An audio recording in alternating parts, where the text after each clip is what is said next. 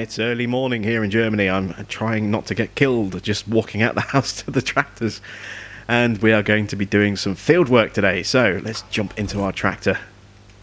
Wrong button. There we go. Still confusing the Giants controls with the pure farming controls. It's unavoidable. It's going to keep happening. I apologise, but when I do daily Let's Play videos for Farming Simulator and then start recording this afterwards, those things are going to happen. I'm going to get my control schemes mixed up. So we forgot to buy, or we didn't buy the seeder, did we? We don't have to collect it. We ran out of space. We had to clear stuff away, and then we just forgot to buy it. So we'll do that later today. But first things first, we are going to do a little bit of ploughing. We're going to churn this field up, and we're going to try out the canola. Oh, we don't even own this field, apparently. Alright. Now we own the field. So,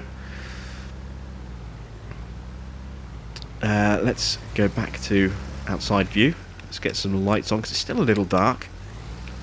And you can see, actually, I want to show you, you can see that the field is slightly mounded around the edges. It is a 3D kind of field in that respect. So we do have this little lip. So you can see my guy dips and raises in height. As he walks on and off the field, which is kind of cool. I really do like that. Let's get the plough unfolded. Zoom out a bit so I can see where I am. Lights need to go back on again. That's another frustration, is that the lights turn themselves off every time you get out the vehicle. I think that's something that's being addressed in a patch. And let's lower that down, and let's start doing some ploughing. I've turned on my wipers instead of cruise control again.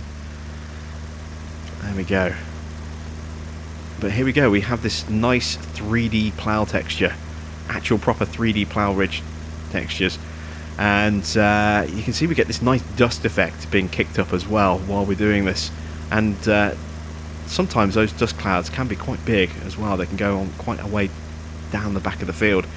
It's a really nice little thing to see.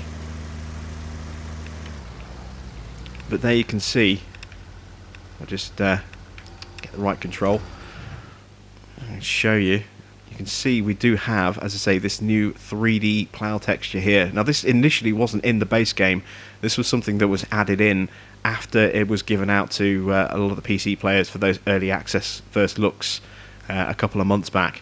And since then they've been working on improving the plough texture, and we now have this really nice 3D plough texture, and it is properly 3D as well. It doesn't deform. It's not deformable terrain, but it is 3D terrain, and it's a big step up from what we've seen from Giants. So when I like to plough, what I like to do, just for me, making it a little bit easier, is to actually plough in sections on the field. Look at that dust cloud there, just kicking up.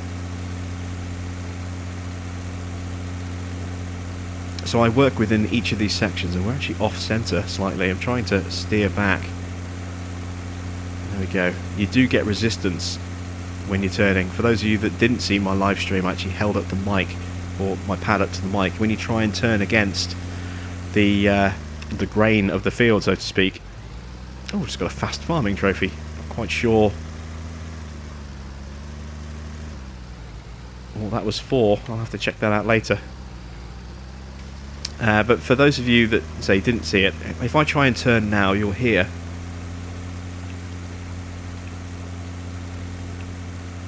you get this rumble sensation through your pad to kind of keep you in a straight line, to stop you from veering off. I mean, you shouldn't really, with this sort of plough, be able to just turn a 90-degree corner, because you'll damage the plough, and you'll also damage the 3-point linkage on the back of your tractor. So it's kind of nice that we actually have that little feature in there, that little feature designed to keep you going in a straight line, which is ideally what you want. Obviously there'll be some movement, but you know, sharp, rapid 90-degree turns at speed is something that just wouldn't happen in real life. So it kind of stops you from being able to do that, and I appreciate that. And it's a nice little thing. And you can see how good this plough texture looks compared to what we've seen. It really does look good. And when you've got the furrows lined up properly, I'm slightly off centre, so you can't really see it, but I'll try and pay better attention on the next pass. When you've got the furrows going in quite nicely like that, it really does make a big difference visually to that look of the equipment actually creating those 3D furrows. It's the same with the potato planting as well. You do at times really get the feel of the potatoes, or the potato mounds being created. So there we go, look. How cool does it look like that? It actually does look as though we are creating those 3D furrows. And now I say that, we drifted slightly, but there again, you can kind of see it. We're drifting back again. I like that. That just looks awesome. This game doesn't quite have the polish of Farming Simulator because it's a new game. You know, this is a first attempt from a developer that hasn't done farming games before. Giants have been around doing Farming Simulator for over a decade now. They've had a lot of practice and a lot of time to refine their things and polish things and get it looking and playing the way it does. But for a first-time effort, this game, while it has its little flaws, and because it's a brand new release, we obviously know it has bugs, it still plays very nicely. And it does some things really well, like this. I just love these ground textures. Potato farming as well looks fantastic.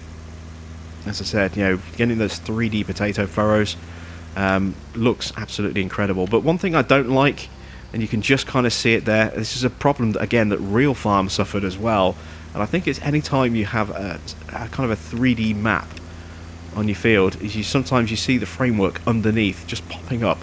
You just saw faintly some little grid lines showing up there, and that's just kind of the 3D framework that these textures are built onto, just popping up. And it's a shame when you see things like that. It just kind of takes you out the moment a little bit. You can just about see it there. You can see where the field dips.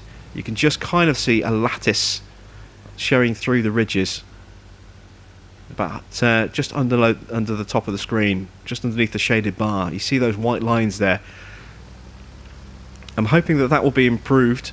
It's not too noticeable, but once you do see it, you kind of can't help but see it every time it happens since.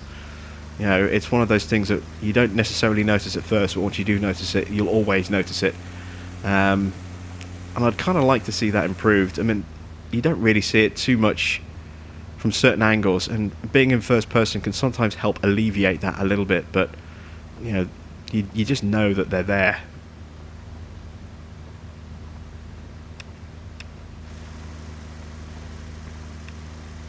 I'll tell you what, this plough has definitely made things a lot quicker. We were using the smaller version of this, the 3+1 plough, on the Montana, on my first farm. This is an extra couple of furrows wide, and you definitely notice how much wider it feels and how much quicker you can get the field done. Helps having a decent sized tractor as well.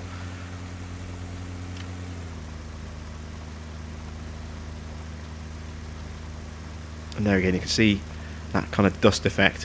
Now, one thing I have noticed as well is sometimes the 3D textures, obviously you see them changing on the minimap. You can see the interactive minimap there responding and reacting as we're ploughing.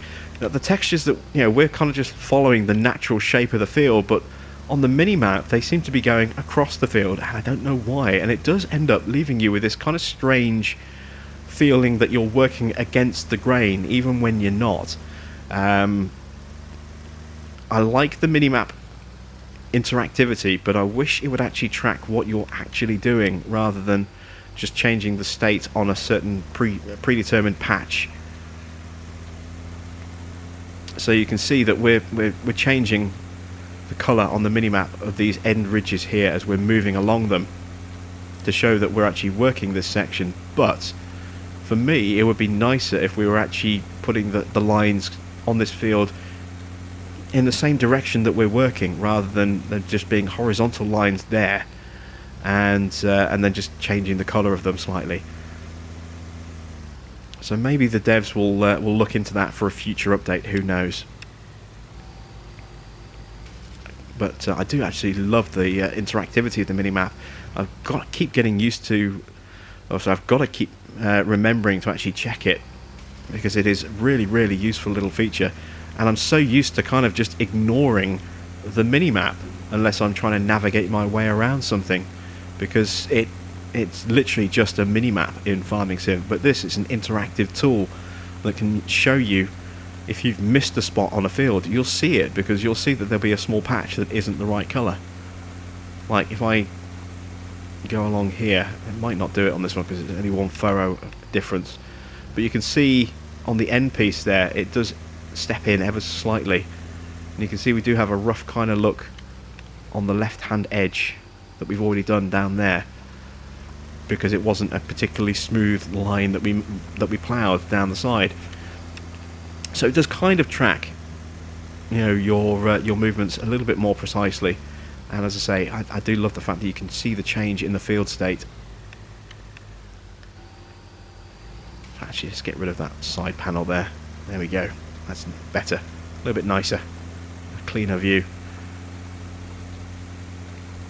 And I would really like us to be able to toggle this minimap on and off as well. I think that would be a big improvement. Maybe even the field box on the far side as well. Maybe we could toggle that off as well. Really just clean up our viewing window, because it does feel as though sometimes there's too much real estate on the screen. Oh, sorry, too many sort of you know, heads-up display sections on the screen, and not enough just viewing space. You know, it just feels sometimes a little bit cluttered. With the info tab, you know, automatically popping up every time we get anywhere close to the edge of the field. We drive off the field to turn around, it disappears. We turn around, get back on the field, and it instantly pops back up again. And just, as I say, the ability to turn those on or off, or toggle them so that we could have them automatically pop up, or permanently on or permanently off. You know, something. You know, it'd be nice if we could turn them off, and then bring them back on again when we need them on, kind of thing. Just to do a quick inspection of the state of the field, and then see what it is that has been done, what needs to be done, what levels everything's at, and then turn it off and just not worry about it until we want to check those states again. That, for me, I think would be a better way to present that information. Oh wow, we're burning through fuel on this thing. 8 gallons left.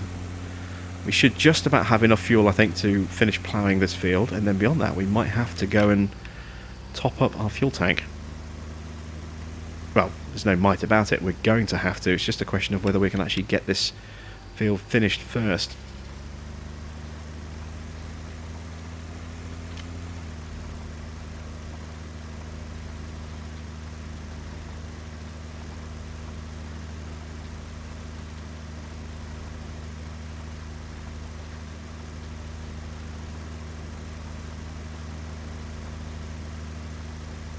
You can see the distance, you can see the details in the distance blurring out as they lose focus.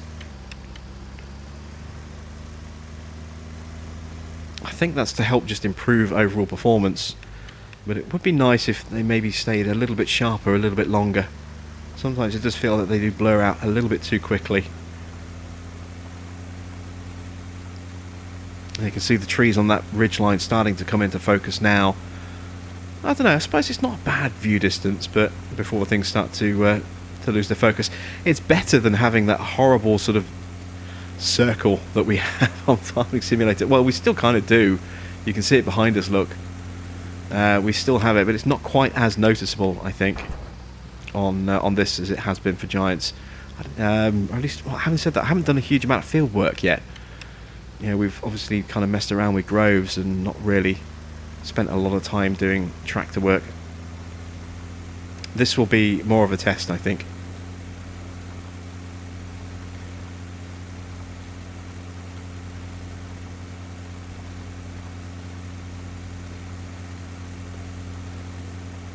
And what we'll also do, I'm getting a little bit wonky here. What we'll also do is we'll take a look in the encyclopedia at cow rearing today as well, because I might end up buying a few cows today. We'll see how much money we have left over once I've dropped in a seeder. We're down to 63,000, as you can see. Obviously we had to pay 10 grand for the field.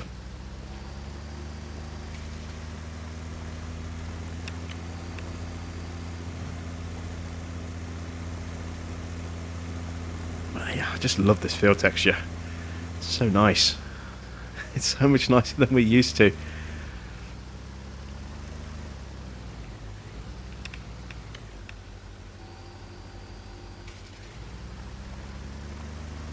Get straightened up, and again you can see kind of like the furrows there, almost being carved into the field with the plough.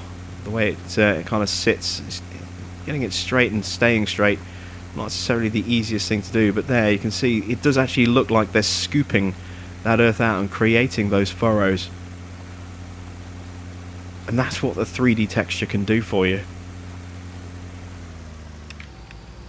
Something that Farming Simulator has been sorely lacking now for a long time. So just one last pass to go. That's a 4 gallons, so we're just about going to make it.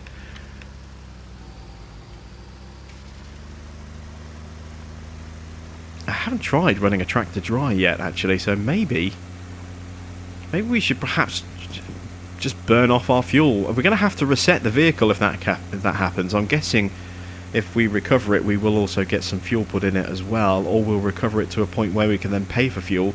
I'm not entirely sure how that works. I think maybe we should try that out. And there we go. Plowing is finished. We should read 100%. 99%. What did I miss? What is the 1% that is missing from my field, I wonder? Oh, maybe it's this little spot just here on the end. Just a little bit of previous crop there. Let's lower this. Yes, there we go. That was it. It was that tiny little spot on the end. We're now 100%. That's where we should be. Excellent. So let's fold the plough. I wonder if you can actually trail this on the ground. No, you can't. It's scraping. You can hear the rumble pad. So it does have to be carried in a raised position. I figure that might be the case. Of course, we can rotate the plough and turn it over, but it's just going to be the same. Again, I'm crashing into everything. Look, it's going to be the same thing, just at a different angle. We're going to be scraping along the ground, and that's why it felt a bit weird. You can see that the ground is uneven here. That's why it felt lopsided driving along here in the baby Mini McCormick the other day. Have I driven past my workshop? Where is my workshop? We saw it, and now I can't remember where I saw it. Maybe it's over here. Yes, there it is. Look, here's my workshop. So this is where we can clean off the tractor and the plough.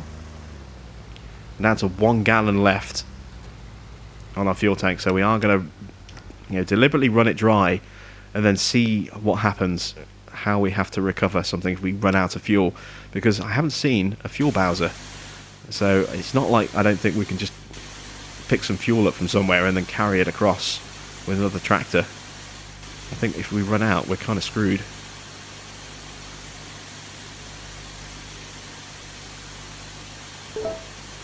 Okay, so the McCormick is clean. Try to find the right spot on here. Dirt doesn't seem to be disappearing yet.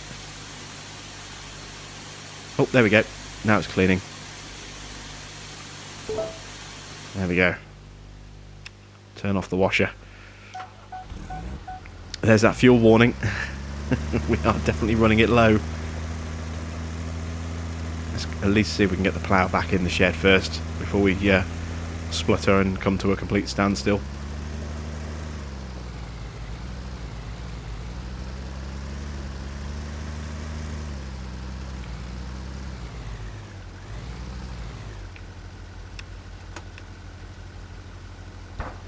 Excellent. Right, so let's go cruising around until we run out of fuel. Actually, where is the fuel point on here? Oh, look. We can actually buy fuel direct from the tablet. That's just popped up, I think, because we've just run out of gas. And it's 50% higher. Yeah, there we go. I just got a trophy for empty fuel tank. If you run your tank clear, you will actually get a trophy for it, and then you'll have to pay through the nose to fill it back up again. So, yeah, I suppose... There we go. An expensive lesson learned, but at least we know what happens now if you forget to refill your fuel tank. You stop, and then you have to pay an extortionate amount, 50% higher, to be able to actually then get your vehicle back in operation again. Okay, so let's go cultivate our field.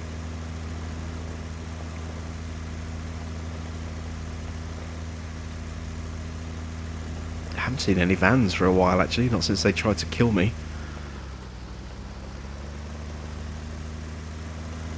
I know they're out there somewhere, watching and waiting. Oh, some very strange kind of shimmer appearing there on some of these trees and bits of water. That's a little disconcerting to see. So let's unfold our cultivator.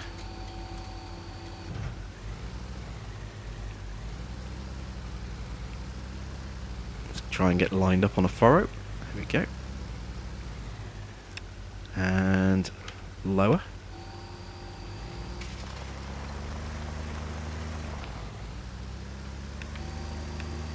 Did we actually clean that first edge of the field? Or was it just the tyre tracks? Yeah, I think it's just the tyre tracks there, look. So let's whiz along. This is, again, also a 3D texture. A little bit different, again, to what we're used to seeing. And that darker soil colour as well, which is, I suppose pretty realistic. The soil, once you've kind of churned it up, does get very dark very quickly, and what we're basically doing is all that underneath soil is being brought up to the surface. All the topsoil has been kind of mixed in with the actual dirt below it.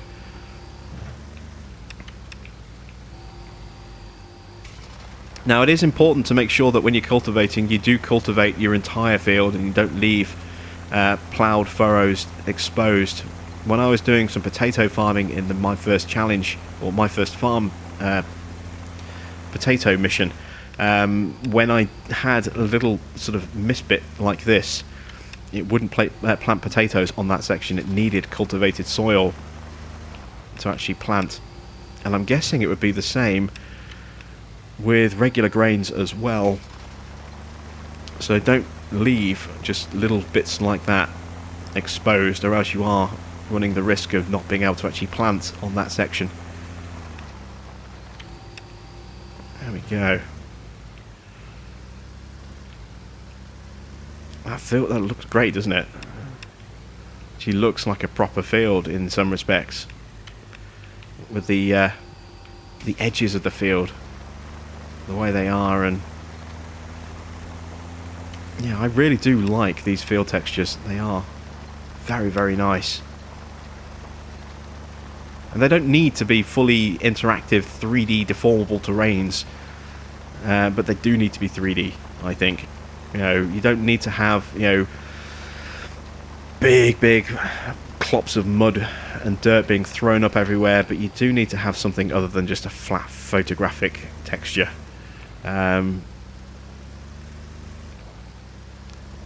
So Giants really needs to kind of pull their finger out in that respect. These guys have pretty much turn the wipers on again. Look, they're trying to turn on cruise control, turn on the wipers.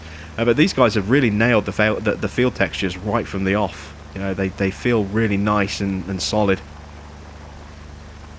And we'll tidy up that little patch as we get to the end. I'm going to have to do it here as well. Look, kind of want to try and get into a straight line and just stick in a straight line. So once we've done the field, we'll go back and we'll clean up those little bits that we miss.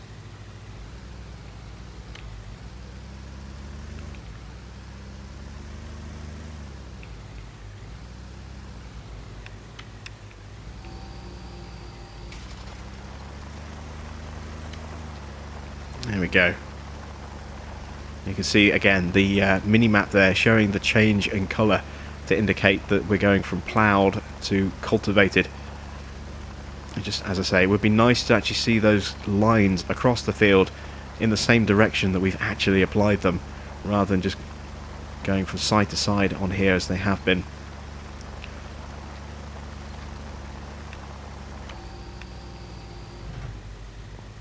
Or at least if you're going to do, lines and keep them fixed to one direction, fix them the way they should be. Don't go widthways, the short way across the field. Go lengthways, from the longest points. Because at least that's more likely the way that people are going to work their fields.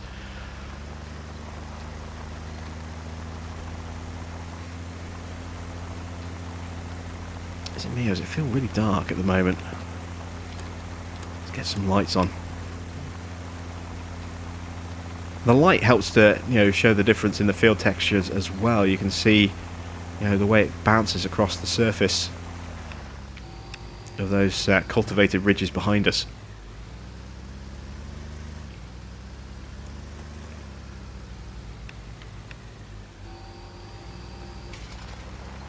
And already, if we look at the clock, it's coming up to 5 o'clock in the evening. That time fix can't come soon enough. We are burning through the days way too quickly, it seems. We haven't even checked our rabbits out yet either. That's something else we need to do. So we'll get the field cultivated today, and then no seeding. We'll do the seeding tomorrow, but we will check out our rabbits once this is done. Let's see how they're getting on. We might even be able to sell some rabbits today as well. We only have them for what was it, 6 days, I think, before they get too old and start dying off. So it'll be interesting to see what they look like as large rabbits, and how much money they're going to make us as well.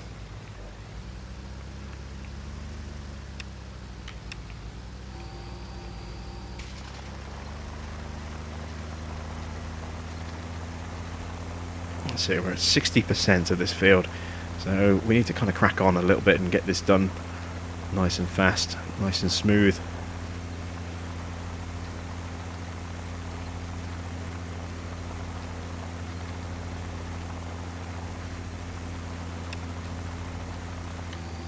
There we go.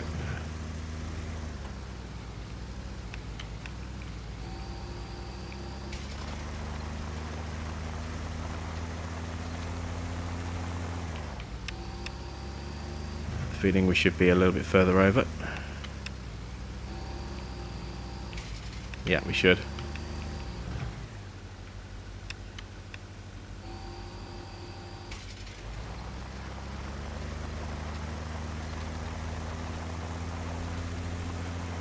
There we go.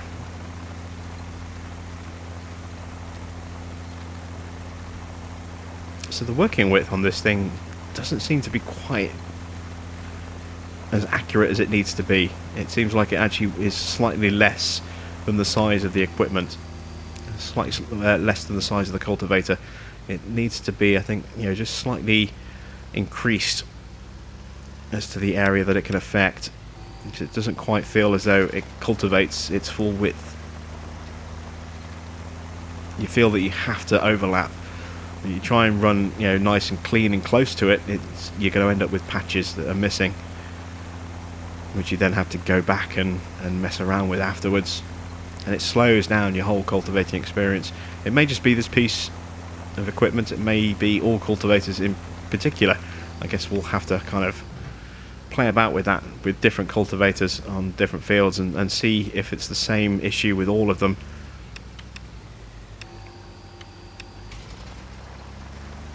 So 2 more passes then, and then a little bit of tidying up, and then our cultivating is done. We'll just run it up this field here.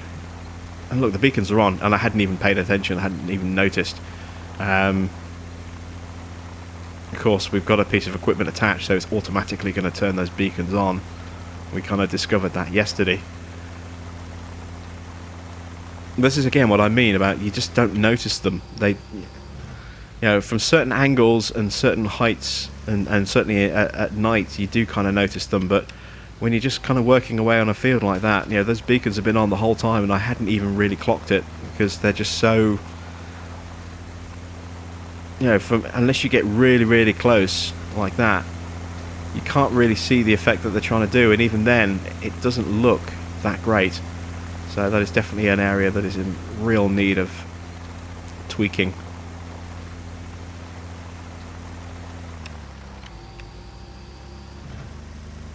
Alright, so where is that last strip? There it is. This should give us the last couple of percent. These two thin strips here. That's 99.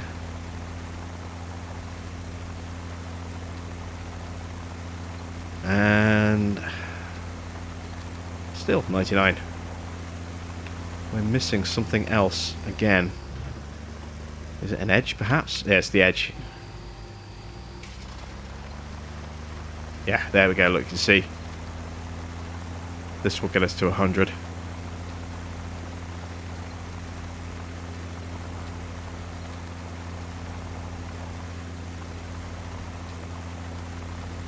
Or it should do.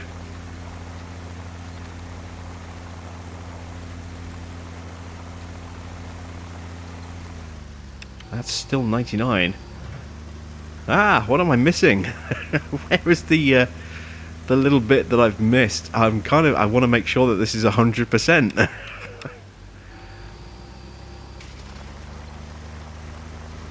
I'm going to really overlap just to make sure that I definitely tag all of this edge. Maybe just a little bit here. I think this might be it perhaps. Or is that just where the field kind of disappears into the ground a bit? I don't know. Somewhere we have missed a tiny, tiny little spot, and that's what's stopping me from getting 100%. And it's bugging me now. I kind of want to know where that area is. And it's getting really dark as well, so it's getting hard to actually see. Oh, there it is. Perhaps this little spot just here, look. I bet that's it. Yes, there we go. Once again, a tiny, tiny little spot is what was stopping us from getting 100%. So that's dealt with. Let's fold the cultivator. And we swoop our way down here. We can get this cleaned down to... We've killed half the fuel tank again already. This thing is a very, very thirsty tractor.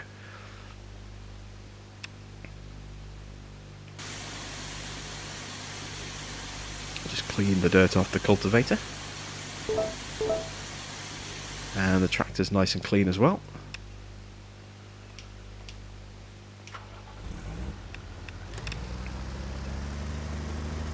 Swing around the corner, stick this in our shed.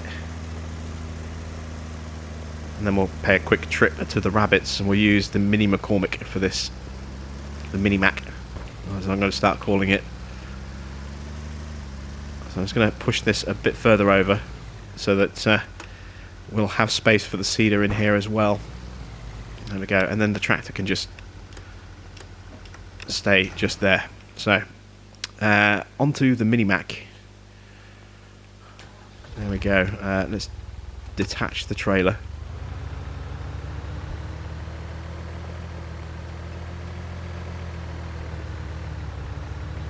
Let's pay attention to our rabbits here.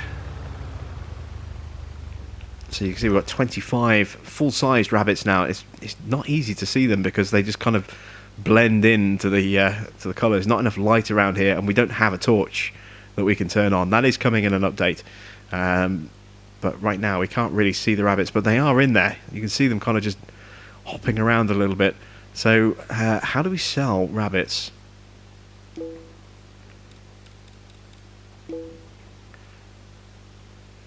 They will mature in 1 day, then you can sell them via your tablet, but be quick. Okay, so shop, selling animals. Selling pigs and cows through the tablet are 20% lower. Okay, well, we're not selling that. They're $40 per piece. Well, they cost us, what was it, $10 to buy? I think it was $10 each. We want to sell from our Oh, yeah, so you can sell old rabbits, so it looks like they have a different value, perhaps. So we want all 25.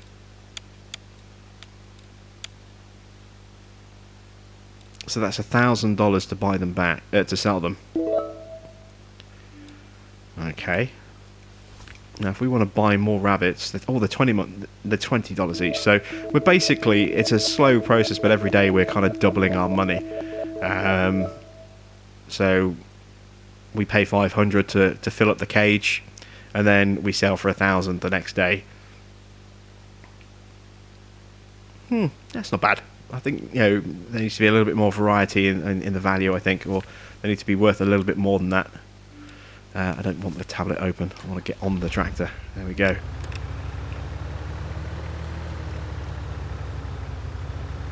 Let's make our way back to the farmhouse. What we can do, though, is we can go and buy our cedar, so we don't have to traipse all the way over there in the morning. So let's just park this up here. It does feel really small and dinky, this thing. There we go. Let's jump into the McCormick. We'll go buy and collect and bring back our cedar, and then that's it for today. Let's get some lights on.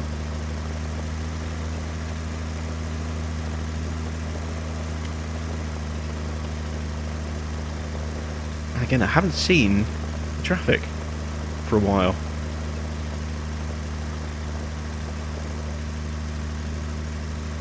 Yeah, we're going against the flow of the traffic, so we should see something sort of heading towards us. It's not a particularly big loop around the around this map, so you would expect us to see something, but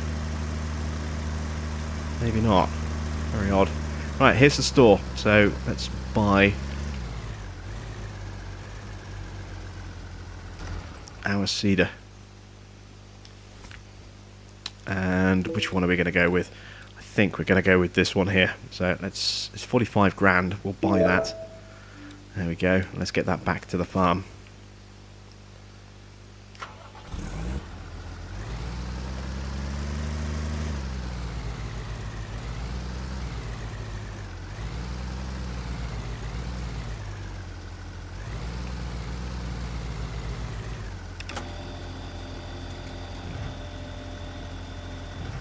Oh, that's kind of cool. I want to see that animation again because I missed half of it.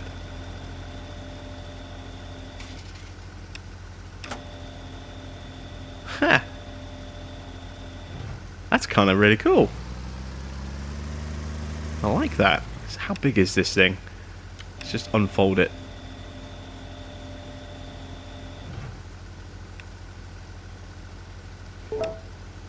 And it won't let us lower it to work because there's nothing in it, so never mind. Right. Back to the farm we go. We'll get this put into the shed and then we'll call it a night. We'll turn in, get some sleep, and then tomorrow we will start planting some canola on our field there. Give that a try. And we'll also check in on the state of our lambs as well. Actually, just do that right now because we're driving up past them. Just pull in here for a second.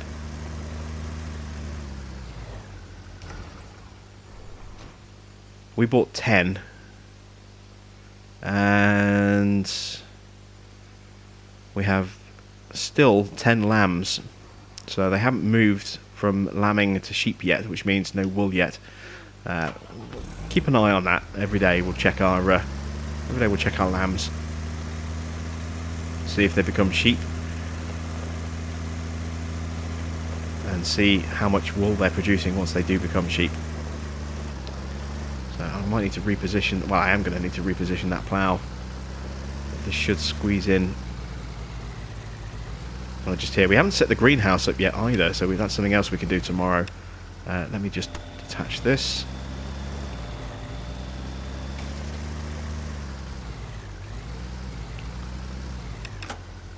Oops. That's one way to move it.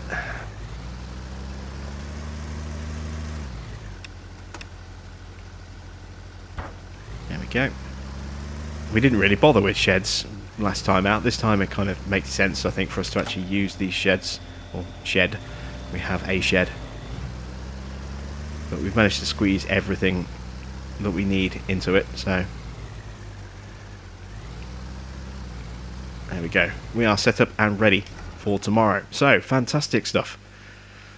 Let's go get a good night's sleep. Looking around, not seeing a van coming out of nowhere. So, yeah, we'll skip forward to 6 o'clock tomorrow morning, and then that'll be the start of our planting day. Thanks for watching. I'm Jim Bob, and I'll see you back with some more adventures here in Germany on Pure Farming 18 on the PS4 very soon.